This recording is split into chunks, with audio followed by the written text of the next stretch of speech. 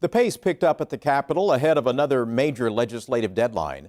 The week was notable for what wasn't done. I spoke with Shawn Ashley of eCapitol about this week at the Capitol. Shawn, the big workers' comp legislation was expected to make it to the House floor this week, but it never got there. What happened? That's exactly right. In fact, it never even made it to the House Calendar Committee, which is the step it needs to go through before it can make it to the floor. I spoke with Representative John Echols on Thursday, as well as some of the Republican leadership, and what they're looking at are a number of amendments that they believe need to be made to the bill.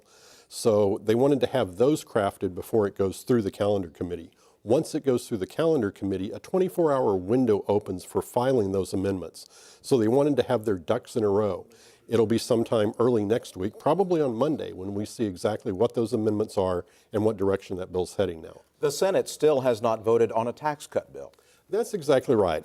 The impression I get at the Capitol is that Republican leaders are trying to avoid a situation like last year, where they reached a tax agreement and then about a week later, in fact, one weekend later, that agreement broke apart and the House pulled out of it, leaving them with the inability to approve a tax plan. As we understand it from Republican leadership, there are still negotiations going on. I don't think the House bill that is in the Senate will be the final version of the tax plan, but I think they want to have those negotiations a little further along the road before they bring that bill up on the floor. The Senate did approve 3 anti-abortion bills. That's exactly right. These, unlike some previous years, are not the major type abortion legislation that we have seen. One of them requires a doctor to provide additional information. Another requires a judge to inform a parent if he issues an order permitting a minor to have an abortion. And another requires the parent of a minor who's seeking an abortion to provide a government-issued ID and other documentation to show that they are the parent of the child.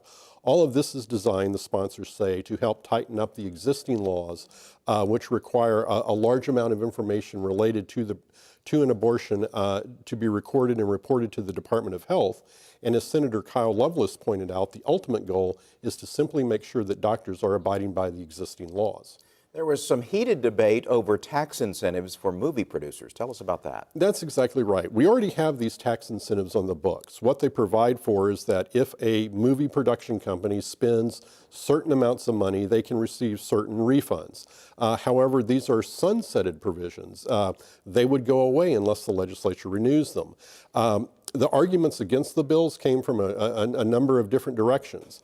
Some of them said simply giving tax credits is a bad idea. Others argued that the movie industry itself is not the most family value-oriented industry in the United States. Ultimately, the bill passed, and we'll continue to move through the process. We expect a busy week next week, and we'll talk about it next time. Shawn Ashley from eCapitol, thank you. You're very welcome.